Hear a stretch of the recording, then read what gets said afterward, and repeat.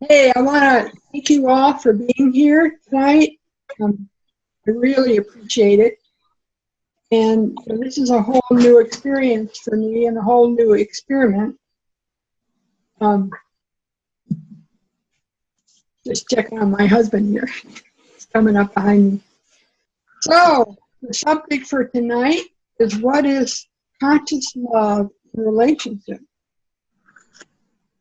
And I think move this a little. I think the first question is, what do we mean by relationship?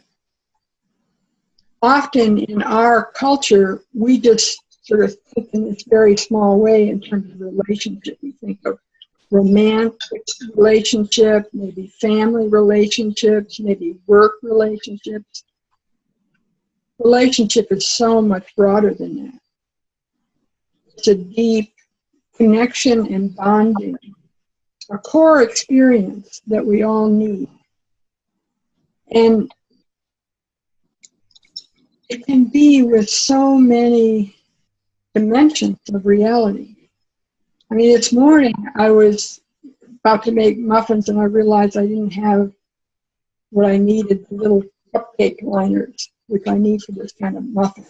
It was a little like, need to go to the store, get them, and I was like, I get this done, walking down the driveway to the car, and suddenly the apple tree just like said, hello, hello, hello. And in that moment, I was brought into present time, into full consciousness, in a relationship with a tree. And beyond the tree, with the sky, with so much more. And I immediately became present in myself. And it was amazing. You know, relationship can be that simple and that to the point. So, yeah. So I'm going to ask again if people can check and see if they can mute. There's some sound in the background of clicking that is coming from one of your mics. Thank you. Still going on. Anyway, so it can be related to so many things. First of all, is that a feedback to me? I don't know. Wait, are other people hearing that sound?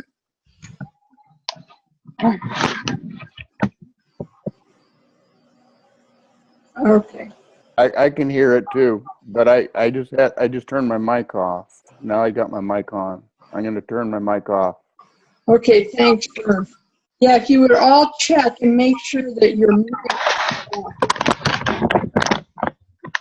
It's coming from Lynn Crestig noises because the microphone lights up green. There, I think it's off now. Okay, anyway. Well, here's a relationship we're having right now with the sound that we don't know what it is.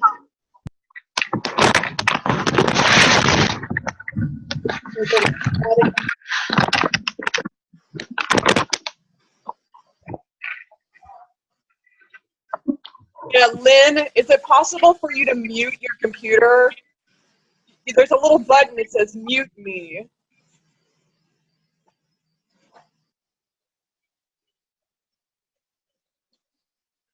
All right, that seems better. So, yeah, there's a relationship with a sound. There are relationships we have. The core relationship we have is with ourselves.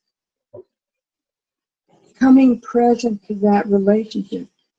And this morning, the story about the tree, that tree brought me present to that relationship with myself. Because that's where it all starts. Our relationship with ourselves is the primary first thing. Can anybody hear me? Hello? I muted my computer. Yeah, Lynn, we You can can't hear hear you. me. You gotta mute, Lynn. I should mute it.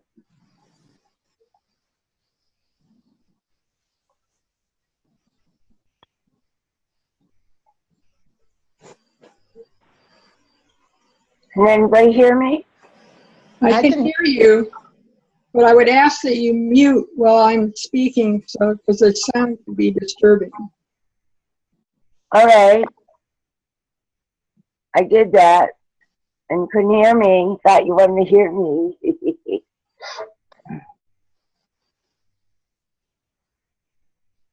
It's just that I'd like to speak for a while and then we can open it up more, but when people are unmuted, there's a lot of background noise.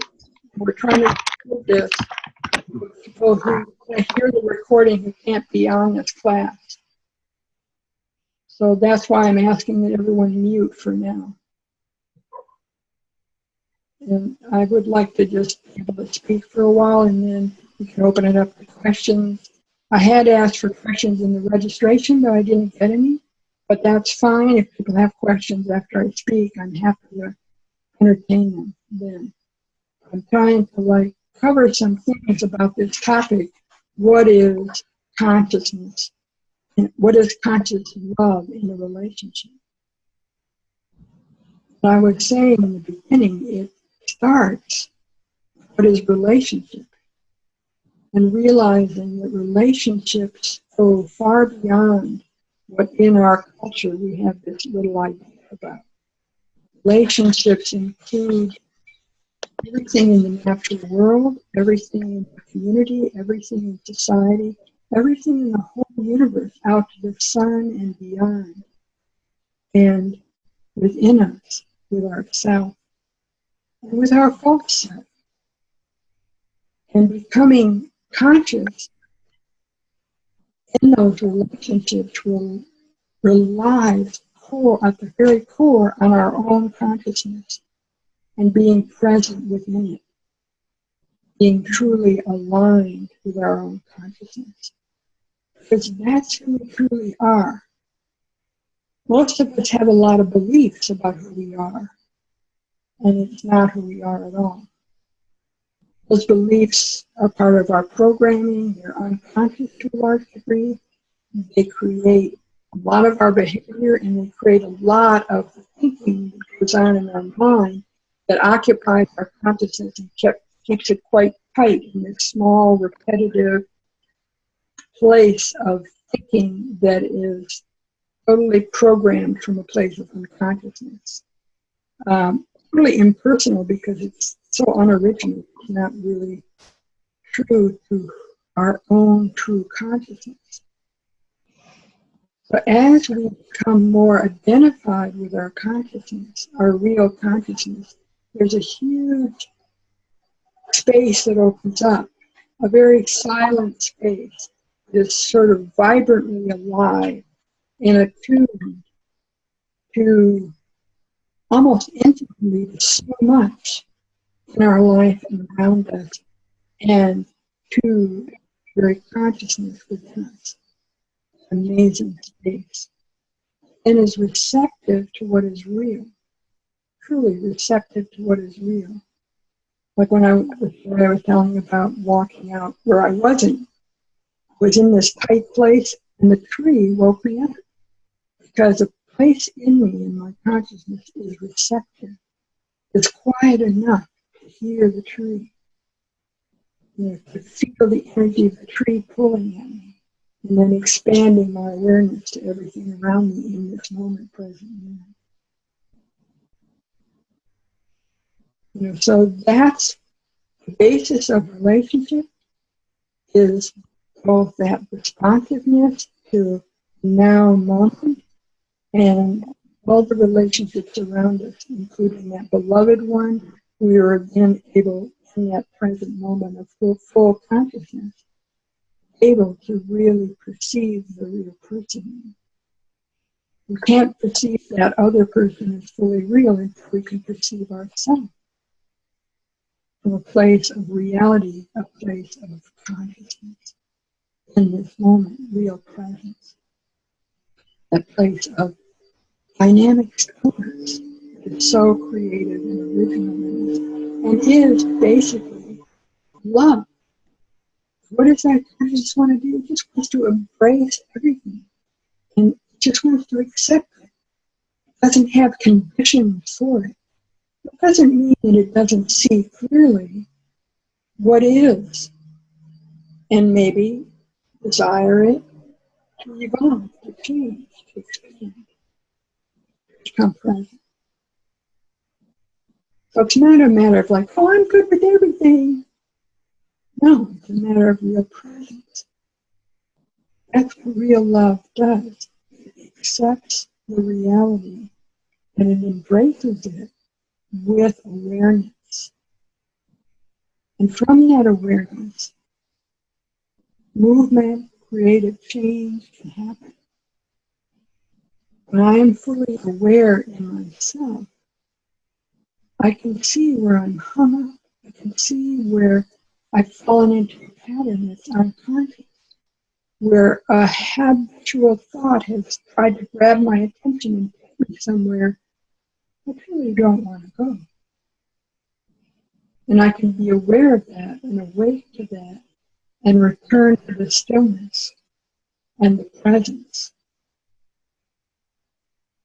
And that's the expansive experience of love.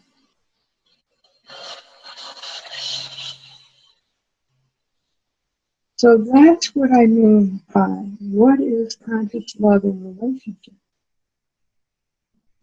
There are more ways to talk about it. There are many aspects of it, and there are the things that prevent it. Most of what prevents it are aspects of what I would call a false identity. It's actually a whole bunch of false identities that we learned and picked up and became conditioned in very early in life in order to fit into social norms.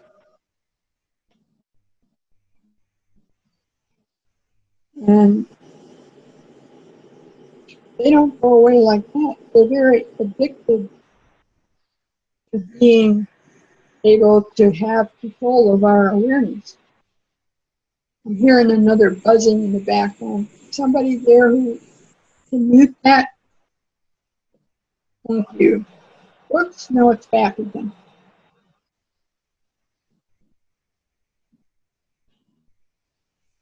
There. Whoops. Every time I think it stopped, it starts again. Are other people hearing that? Mm-hmm. Yeah.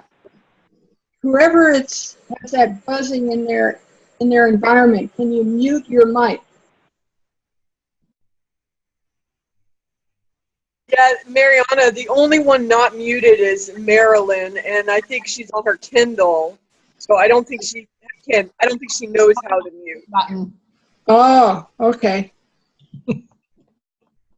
All right. I'll set it up on the computer next week. What's that? I'll set it up on the computer next week. I'll have a mute button then. Okay, well, I won't be on the computer next week, but next month it'd be great. Well, yes, next month. Thanks a lot, Marilyn. Appreciate it. Yeah, so where was I? Memory doesn't hang in there long. Part of present moment, I think. So I'm going to ask now if there are any questions. If anyone has a question, if you want to unmute and ask a question, that would be great.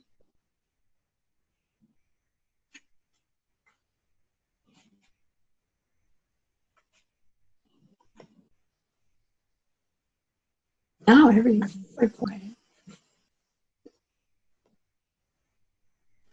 Yeah, I mean, Mariana, I would like to know what conscious love in relationship looks like in the.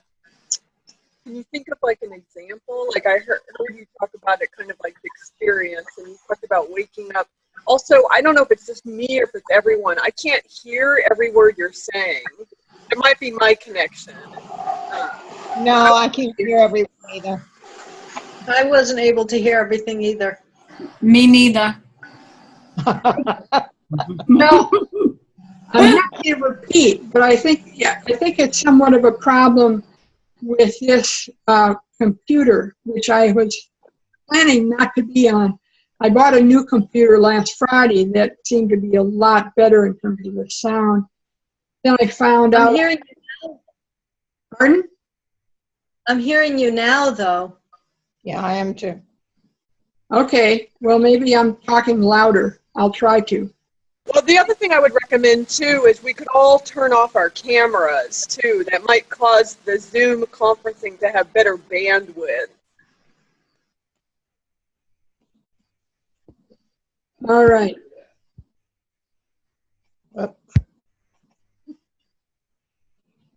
How do we do that?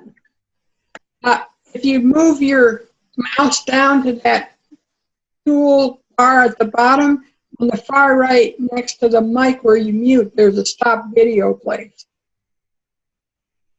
I think that's where you do it. Okay, yep. All right. So what was your question again, Heidi, besides the fact that you can't hear me? I would be curious about conscious love in like your primary relationship, like how that is the same or different than conscious love in other relationships. Great question.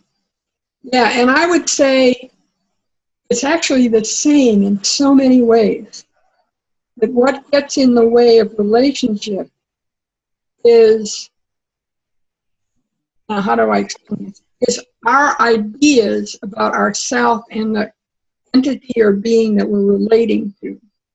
That so much of the time, what happens is we think we're relating to a being or a person. We're actually just projecting our idea of them.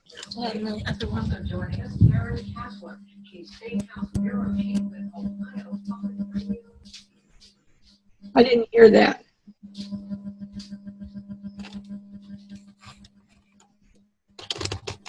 What was that? Okay.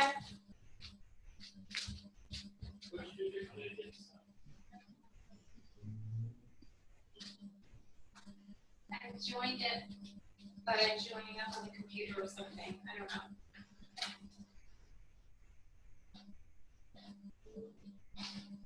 Huh. Did somebody join?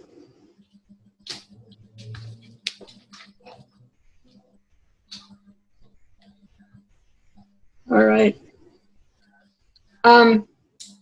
Heidi, did that come close to answering your question? I would like to hear you say more on it. I think because of the nature of this, you know, we're trying to figure out the technical difficulties. I don't know if that Yaniv Barrett can mute. The Yaniv, you're on 3 different machines. You're logged in 3 times. And the 3rd time you're logged in, you are not muted. So that noise that we heard a minute ago came from Yaniv. So I'm just asking to mute. Yeah, actually, that's not Yaniv. That's somebody. It's somebody else. Yaniv, I copied his forward. He registered just to send me the link that would work. But Oh, that's somebody great. else who used that link that is, I don't know who it is. It's not Yaniv, but it's somebody else who registered. So my question to you, Mariana, yeah, so you're saying in many ways it's not different. But I liked what you said at the very end about how what's happening when we're relating to people is that we're not actually relating to the person in the moment, that we're just relating to a projection that we're having of that person. Right. Yeah, I'll give you a little break. I was driving the other day and I looked up and I saw the moon and I realized that I used to do a lot of paintings of the moon. And I realized like that my first sight of that moon, I was projecting my idea of it instead of actually relating to the reality of it. It's like that. Like I can look at Peter at times and I'm projecting an idea of him. And if I bring myself conscious within myself to my own awareness in the moment, I suddenly see the real man. And I fall in love instantly. It's amazing. You know, it's like that. It's so incredibly like that. But, you know, we're conditioned most of our life to have an idea of who we are, to start with. And from that idea of who we are, our ideas of who other people are, or other things are, or plants are, or animals are, or the moon is. Everything outside of us, we have an idea of it. This is volume control here. If you want to adjust. No, I did. Yeah.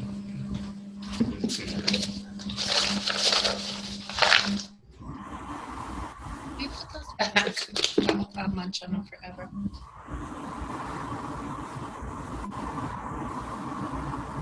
And when we project that idea out, we do not receive in reality. And when we do not receive in reality, there really isn't a relationship. How does one do that? How does one do what? Not reflect that. I mean, how can you open yourself up to see what really is and not just whatever you're reflecting? What a great question. That's a wonderful question. How to answer it? It takes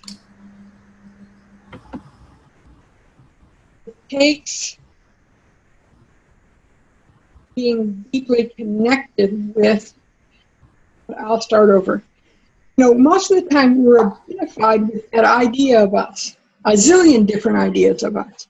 Right. As long as we're identified that way, we're not identified with the reality of us to begin with, which is our consciousness, our very being, which is conscious.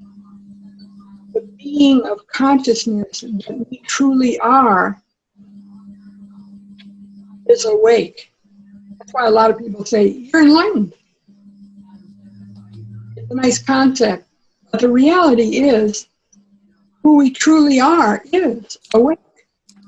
And most of the time, we are identified outside of who we are in this false identity of ideas and concepts.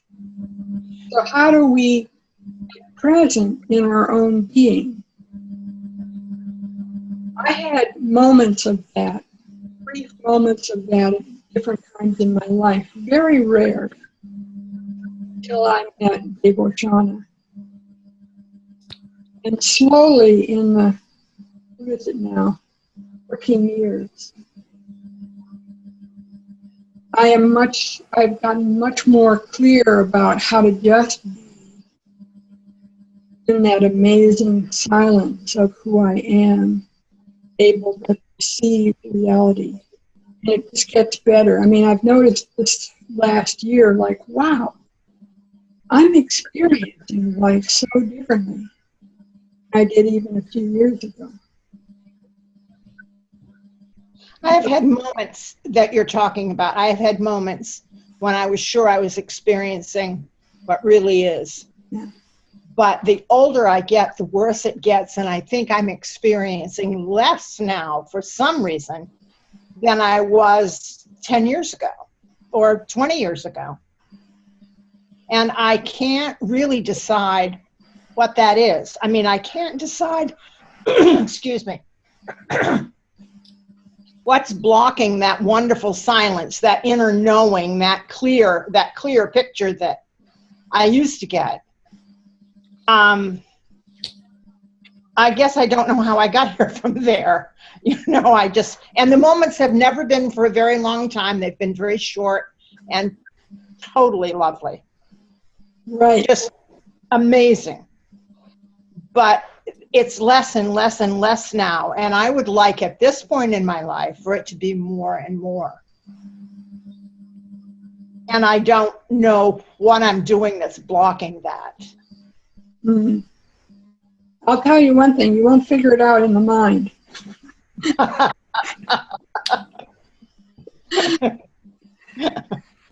Truly. And, you know, all I can say is that I think, no, it's not true. I feel this deeply, that the gift of that is truly a gift that allows us to come out of the false identity, come out of these beliefs, and experience direct consciousness. Is because we've had a hand up by some incredibly high energy, or whatever you want to call it. I mean, you know, I had those rare moments before I met Dave. When I met Dave, you know, it's just gotten better since then, because he is such a clear being that I'll explain it this way. You know, I have a granddaughter who's 2 years old. She'll be 2 years old next week.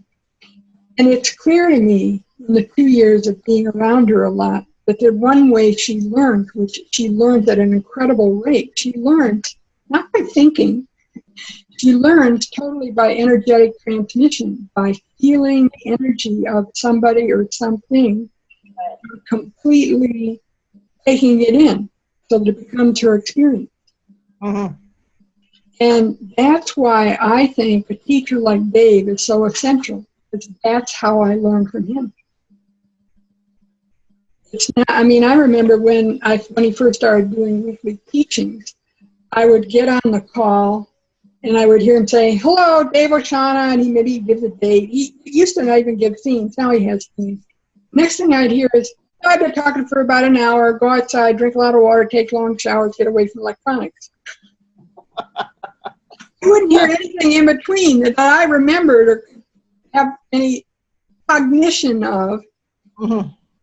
And yet my life changed. And when I would go out after that, people would relate to me differently, and I would relate to them differently. One time I sat down and listened to a replay and realized I'd heard it all, but I had no memory of it. Wow. I took it in at an energetic level. And that's the only way I can explain it. I think it takes being around or somehow connected to the energy of someone who experiences, you want to call it no mind, or whatever you want to call that deep silence where you're profoundly connected with reality. That makes sense. Mariana, Yeah. Lynn, I'd like to say something and get your feedback on it. I've had that same experience you were talking about, where you're with someone and all of a sudden you stop projecting yourself and you see them as they really are, as the person they really are. And I've always described that as a form of intimacy. And to me, intimacy feels like exactly what you're talking about. And I've never found that it's just come over me. I've never had to think, now be aware, or things like that. It just happens. And so am I on the right track in understanding what you're saying, or any feedback at all? Yeah, I think you are on the right track, because it is intimacy when there's a real bonding in reality of two beings. You know, where you're free of projection and you're present to each other. Nothing is more intimate than that I know of. I mean, but I mean, I'm thinking that you can't just will this to happen, you know, and think, now I'm going to be consciously aware, et cetera. All of my life, it's always just come over me without any of my conscious awareness, I guess you'd say, of what was happening. How does this fit in? how do you know what's happening? I'm sorry, what? How do you know it was happening? Were you conscious of it? Because I felt it, you know. You were conscious of it happening. I was conscious of it happening, but without any prelude to it, without any thought. about without this any thought. to do. Exactly. Perfectly so. The thinking is not what takes us there. The consciousness has to be willing to be open to receiving. That's what silence is. It's open consciousness with no thought in it. Yes, okay. I get it. That's what makes it so loving. It's just there receiving. Yeah. Mariana? Yeah. This is Selena. I hear you, Selena. Okay. Maybe this is, I hope this is on the right track, but the only thing Oh, no, it isn't. That's cute. I love it. The love that you talk about, that comes from the heart, and I have totally experienced it with an animal. Okay? I have my cat, and I never even think, you know, geez, I love you, you know? It's just a feeling that I have right from the heart. Like the first thing I wake up in the morning, and it's like she's there, and it's like it just brightens my entire life. And I mean, I love her so much. She's so much a part of me that I really feel that she's like a daughter instead of an animal. And I treat her like she's a daughter. I talk to her, I sing to her, you know, we have breakfast together, and maybe that's strange, but I don't even think about it. So is that sort of okay too? That kind of love? I know that's crazy, but I love it. I love it. That's exactly what I'm talking about. That's why I say it's not just this narrow thing of, oh, relationship is my partner, my kids, my work colleagues. No. The whole world is just waiting to relate to us that way. Now, I don't have animals in my life except hummingbirds, the crows, I mean, all those guys out there, the wild ones, you know, they are there, and they relate to me a lot. I tend to have that experience more with plants, like I was explaining with the apple tree. You know, they just are amazing to me, and my bonding is just more in that direction in terms of the natural world, although I've had bonding with cats, with dogs. Little children and animals and plants and even stones, in my experience and sense of things, understand transmission. They understand open, honest, undefended consciousness, and they offer that, and they receive it without, as you say, thinking about it. It's their nature. They don't have this thinking bunch of concepts and beliefs that get in the way. And so often it is more easy because they're right there with their arms open to us. You know, so if we open a little bit, they're totally there for us. Whereas, you know, in our conditioning with human beings, we tend to have more concepts in the way. And we can only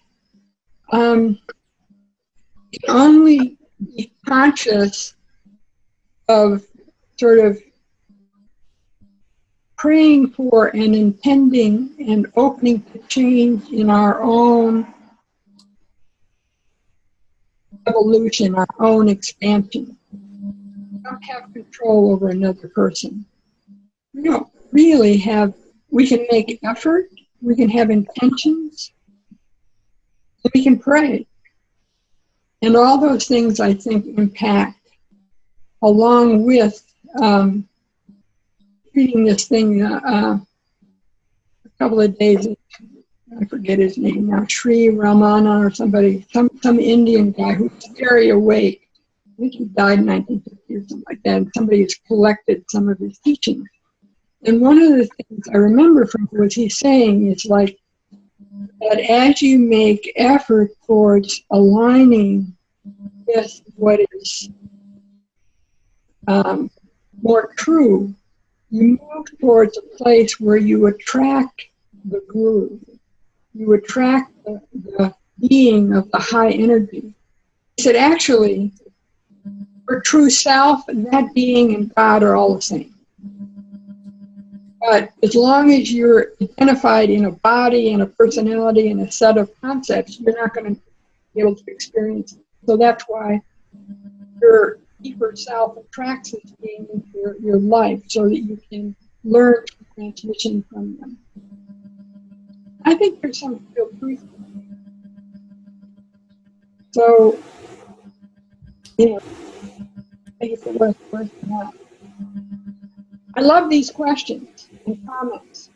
So, share what you or what your question.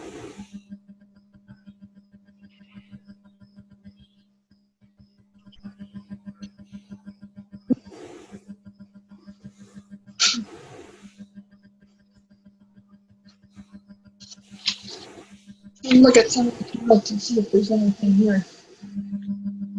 Yeah, here's something. All of existence is conscious. Consciousness itself is one. That's kind of like what I was talking about this Ramana guy saying. It's all interconnected, it's all unified. You could call it God, source, or self. It's all one. And I definitely feel it's all expanding as an experience of love. And it's dynamically creative. And that's the other thing that, you know, about love, is that it's so creative. You know, when you listen to the mind and the conditional thinking, I'm going to ask again if people can mute if you're not talking and don't have a question because there's more background noise again. Oh yeah, about the creative. You know, like if you listen to the mind and the conditional thinking, it's totally unoriginal. It's somebody else's. You know, it's just the same stuff over and over again. But if you open to that deep silence,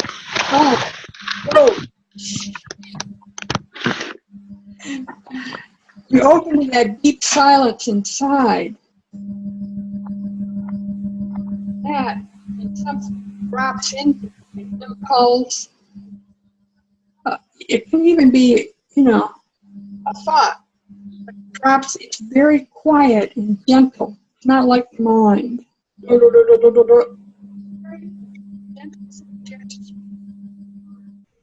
That is original. Do you think that's easier to do with pets or other animals because there's no baggage involved? There's less, I think for me, there's less likelihood that I'm going to project myself onto my cat. If somebody was talking about they're my cat. I mean, it's just so easy. I mean, just to feel that totally conscious love without any thoughts. That's great. And I, you know, that's your experience. I trust that. I also think there's a real benefit to human relationships. We learn that we are protected.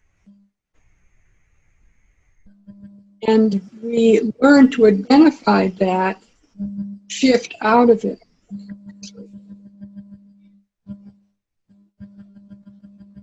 We do have an opportunity to be responsible, to take responsibility for our projection and to work with it consciously so that we open up more space for the silence to be within us in every situation, not just with an animal. I also think that experience that feeling with love and beauty where I don't analyze it. I just feel it. That sounds to me like something that you're talking about also. Being conscious rather than thinking. And when I say being conscious, I mean that kind of experience. I don't mean that we should analyze our relationship. Right, right. That's what I think with art and beauty with me, or music, it doesn't require anything other than experiencing it. Yeah. That's it. Yeah, and that's a beautiful practice. That experiential experience with an animal, with art, with music, and to take it into relationship with human beings.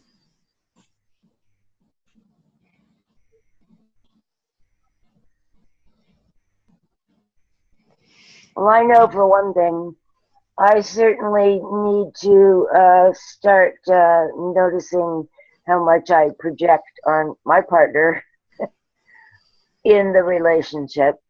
A lot. I know a lot. Join the crowd. Well, I guess it's part of the human brain and mind to do that, but the experience of not being there, not having thoughts and da-da-da, like you said, is it always makes me feel proud of myself, frankly, that I'm able to just feel, because I'm a real mind person. Great. Yeah.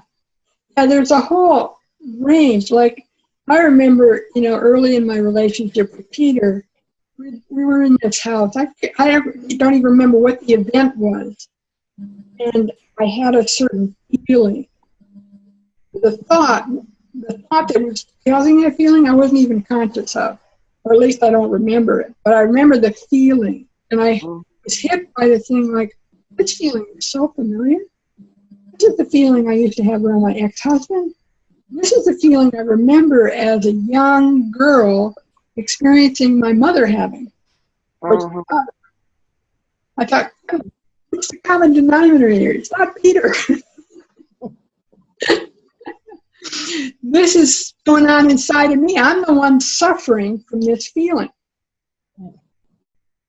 This is, and from that moment on, whenever the feeling came up, I was, there's that old friend again. It's come to, and here it is. And I'm not saying it's never comes anymore, but it hasn't gotten fed the same way. So it comes much, much less now than it once did. Let me ask you a strange question. It's strange to me.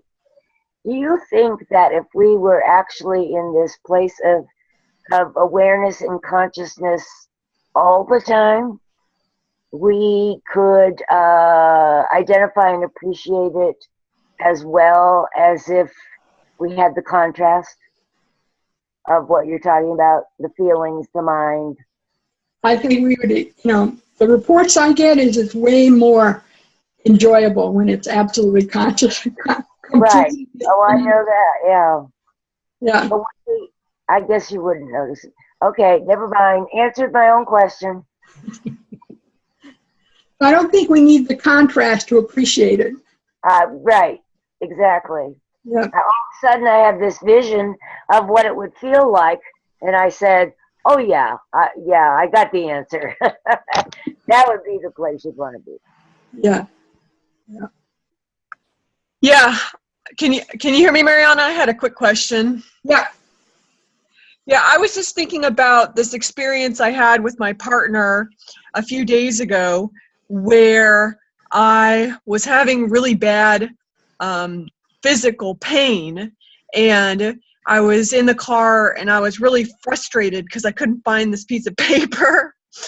And I had a total meltdown, and I just started I was so angry, and I just started saying all this stuff that I was mad about the relationship, and I was hearing myself speak, and I was thinking, that's not even like how I really feel. I was like, that doesn't even have anything to do with like my experience of reality. Like usually I feel like I'm in a state of happiness and joy with my partner. So, I mean, can you say a little more about what that experience might have been when I was just kind of blowing up and in this totally like explosive state? I didn't even understand it.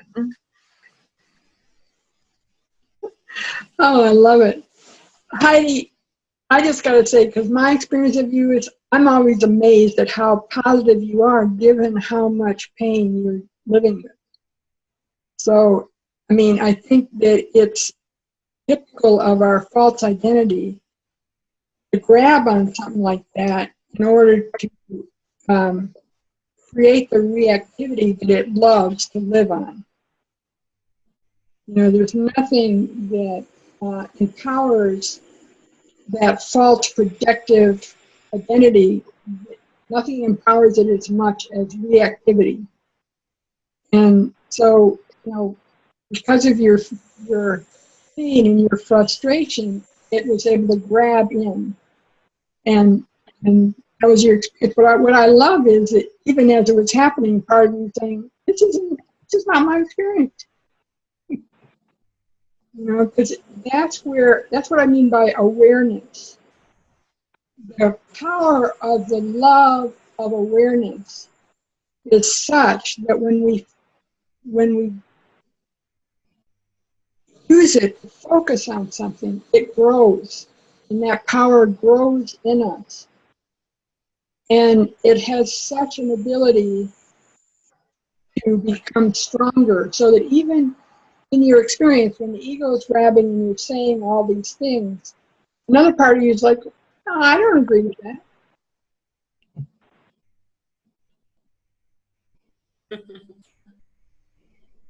So that was like my false identity, that part of me that was just like saying all that stuff. And the true part of you is like, I don't even believe this stuff. It's not true. Yeah.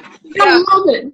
Yeah, I was going to say, but the interesting thing about it is that I never really had that kind of blow up before. And through my partner being loving and present as I had that experience, and then me apologizing later, it actually increased the love between us. So it's interesting how sometimes just saying all that projection and negativity can actually increase the awareness and intimacy. It's kind of counter to this idea of like not projecting, you know?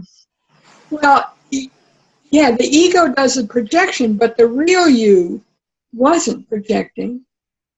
And once, you know, it got sort of its foothold again, it was like, oh, I'm sorry for that. And meanwhile, your partner, I'm assuming, was present the whole time with his consciousness.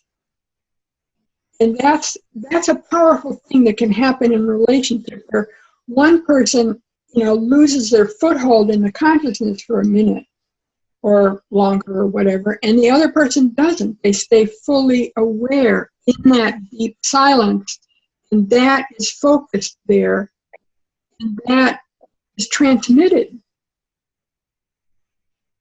You know, and that's a powerful thing in relationship. I mean, I remember early in our relationship, I would freak out about something, blah, blah, blah, blah. And he would think, oh, she's gone out to sea, she'll be back. I mean, he just like didn't lose it. He didn't react. It was just present. And that was so helpful. So that's one of the dynamics in a relationship where both people have this intention to take full responsibility and be as conscious as they're able to be. They impact each other positively in that way.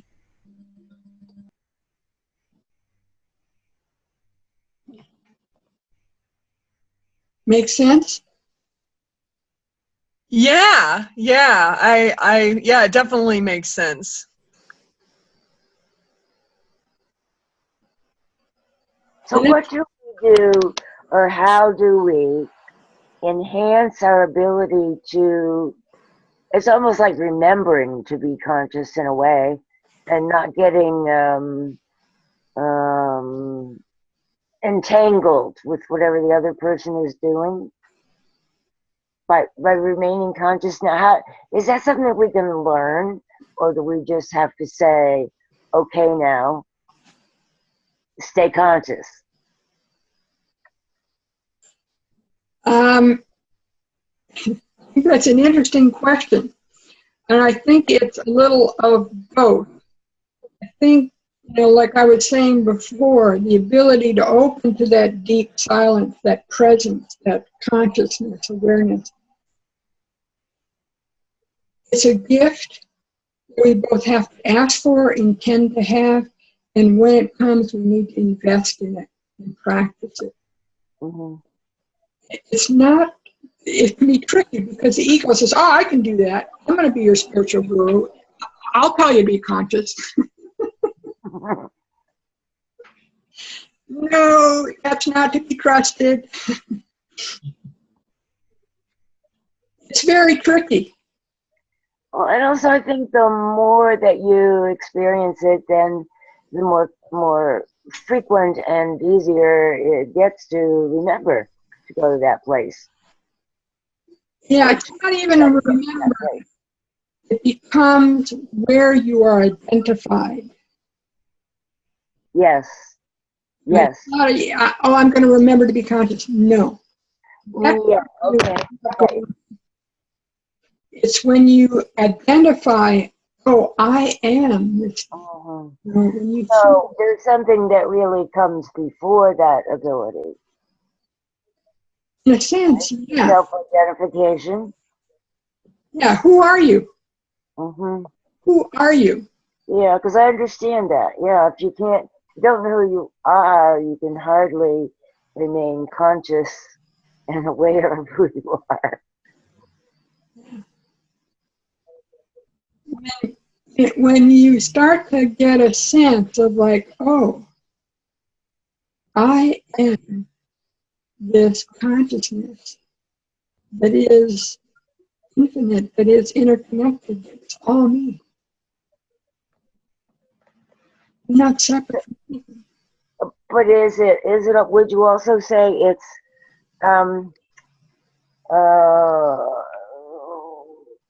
letting the ego go, or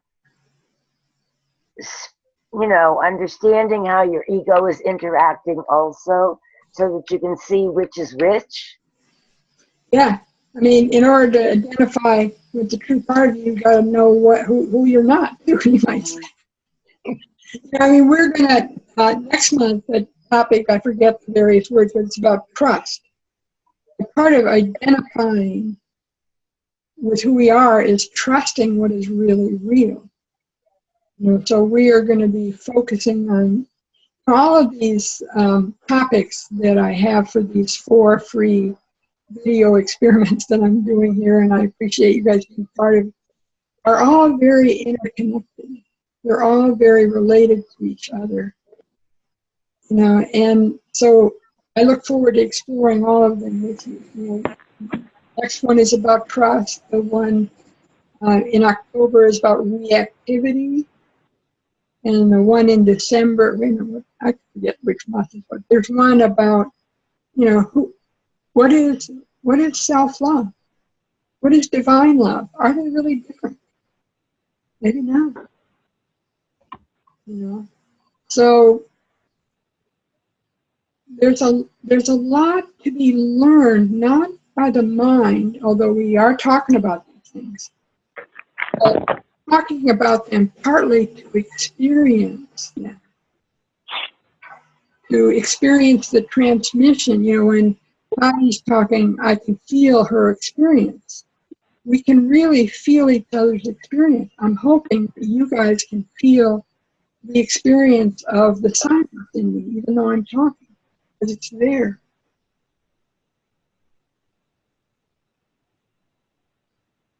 That's the gift that I most want to offer here.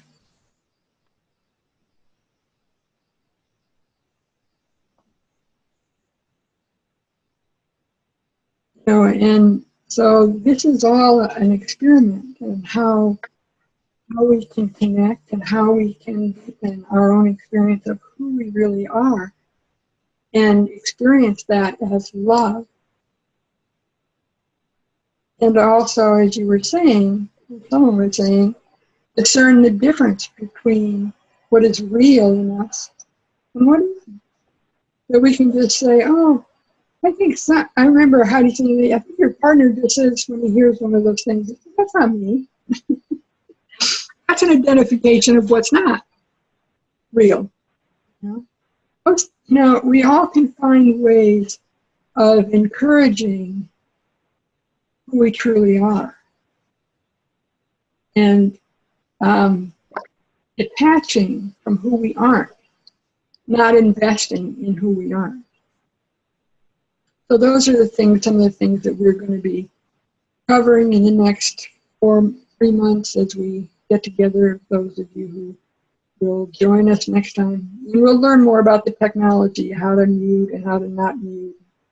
I really appreciate the questions. We are drawing kind of to the end here. And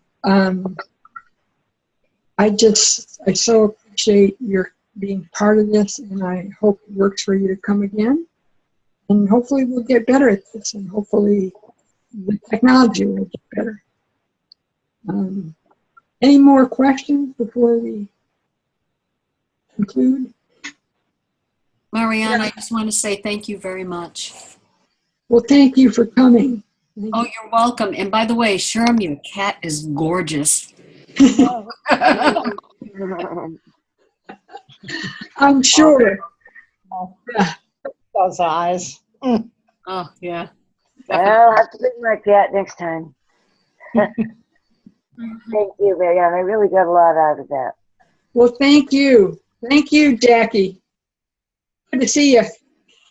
Yeah, Mariana, I just want to thank you. I know that you had a lot of prep for this. I know you did all that stuff with the computer and it ended up breaking, and there was a lot of resistance going on, not due to a lack of effort on your part. So I think that it is a small miracle that we are all gathered here and what has happened in this hour. And I do think that we'll get better at the technology as these sessions progress.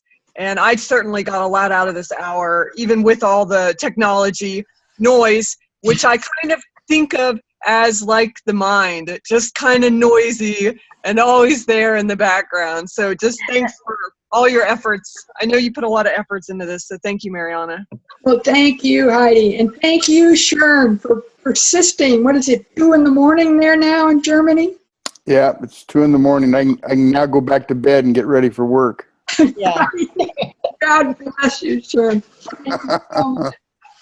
And I want to thank you and thank all the participants for being a part of this. And I really do think that what you're talking about is extremely important. And it just happens to be the sort of thing that I'm currently thinking about. And I really appreciate that there's other people out there on this planet and that are having those same kind of thoughts. And so I think that's kind of cool. And I really appreciate having the ability to connect with a bunch of other people that have the same sorts of thoughts. Isn't that amazing? We're really fortunate. Yeah. Very pleasant. It's very pleasant. It's encouraging or something. I don't know. Even though you leave with more questions than you came with. Well, that's okay too, and you're welcome to email me questions or bring them next time, or we'll keep it up. I think I have to think about it. It's kind of a weeding out process, Mariana. It's yeah. I'm not saying don't ever think. Of course we're going to think. Yeah. When I first met Dave, one of the questions I asked him was, "Do you think?" Yeah. And he said, "Oh yeah, it's like clouds in the sky. I just don't attach to anything."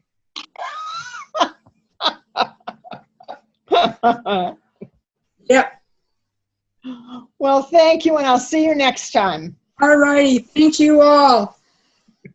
Bye-bye. Thank you. Bye-bye. Are we leaving? We are leaving. I'm about to hit the end meeting for all button here. Is that where you, is that how do you leave? That's how you leave. I'm going to cut you all off. But I love Oh. you.